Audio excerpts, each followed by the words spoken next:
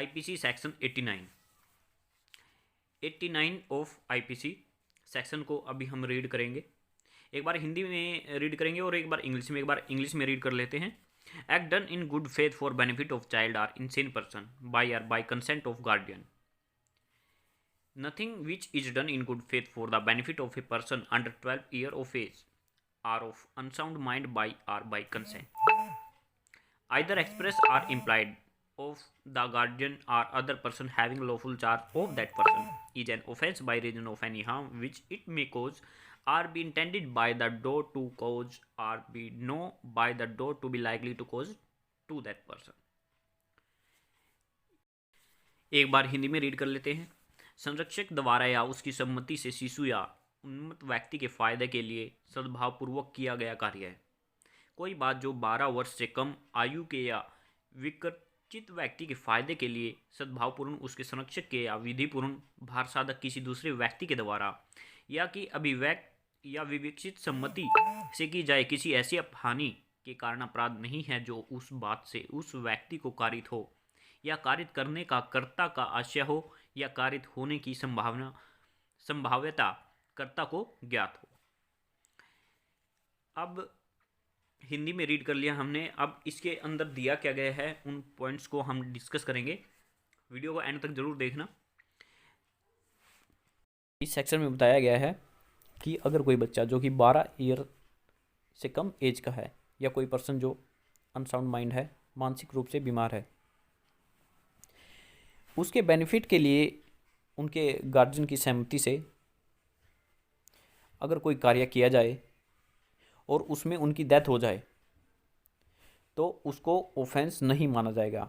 Offence कब नहीं माना जाएगा? यदि वो कार्य ना किया जाए तब उनकी जान को खतरा हो या कोई गंभीर चोट लगने का खतरा हो, उस चीज़ का गंभीर परिणाम निकले या उनकी डेथ हो जाए अगर वो कार्य ना किया जाए, तब पेरेंट्स की सहमति से वो कार्य करना और उस कार्य के दौरान उनकी अगर डेथ हो जाती है तो वो ऑफेंस की कैटेगरी में नहीं आएगा।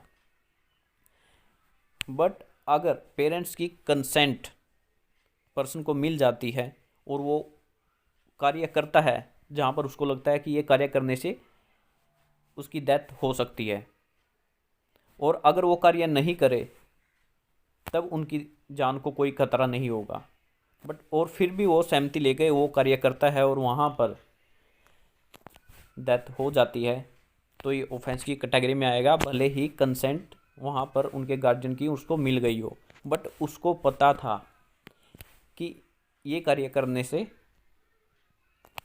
चाइल्ड है या इनसेन पर्सन जो भी है, अनसाउंड माइंड पर्सन, उसकी डेथ हो सकती है, तब भी उसने वो कार्य किया और उसकी डेथ हो गई तो ये ऑफेंस माना जाएगा। ऑफेंस कब नहीं माना जाएगा? नंबर 1 कंसेंट ले ली गार्जियन से, ठीक है भाई। सेकंड पॉइंट हमें ये देखना है अगर वो कार्य हम ना करें तब भी डेथ पॉसिबल है। अगर वो कार्य हम ना करें तब भी डेथ हो सकती है या ग्रीवियस हर्ट, उसको कोई बड़ा नुकसान उसकी बॉडी को पहुंच सकता है, तब हम कंसेंट लेकर ये कार्य करेंगे उस पर्सन के बेनिफिट के लिए, उसको डेथ से बचाने के लिए, ग्रीवियस हर्ट से बचाने के लिए। तब उसकी डेथ हो जाती है तो ऑफेंस नहीं माना जाएगा।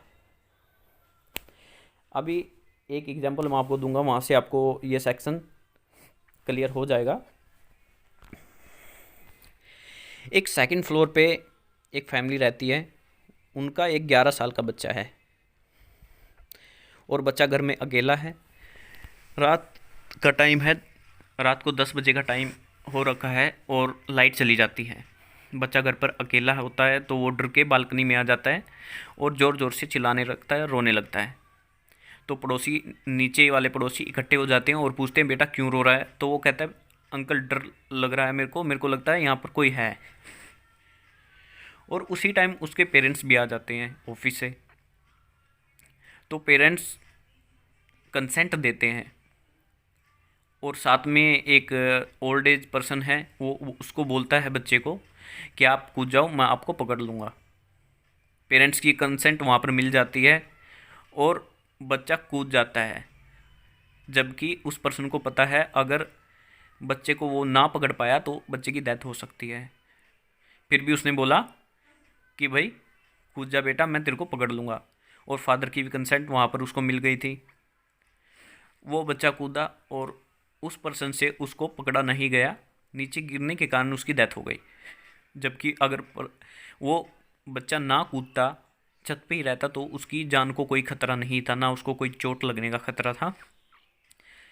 दरवाज़ा लॉक था, दरवाज़ा तोड़कर उसको वहाँ से निकाला जा सकता था। तो ये ऑफेंस की कैटेगरी में आएगा। भले ही यहाँ पर कंसेंट मिल गई हो, फिर भी ये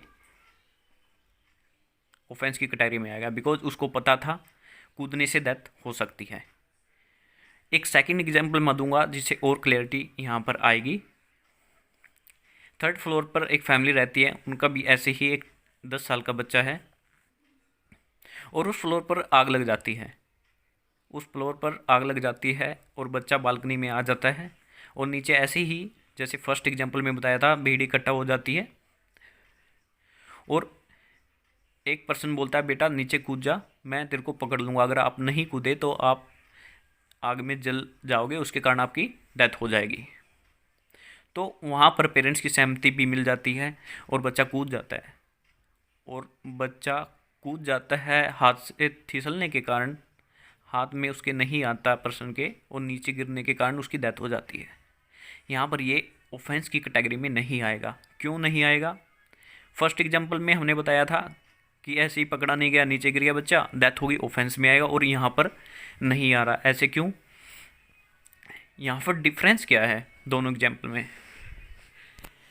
फर्स्ट एग्जाम्पल जो था उसमें कोई आग नहीं लगी थी, बच्चा फ्लोर पे सेफ था, बस लाइट वहाँ पर गई हुई थी, ऊपर जाकर दरवाज़ा तोड़कर उसको बचाया जा सकता था, बाहर निकाला जा सकता था नीचे कूदने के बजाय, जबकि पता था कूदने से डेथ हो सकती है।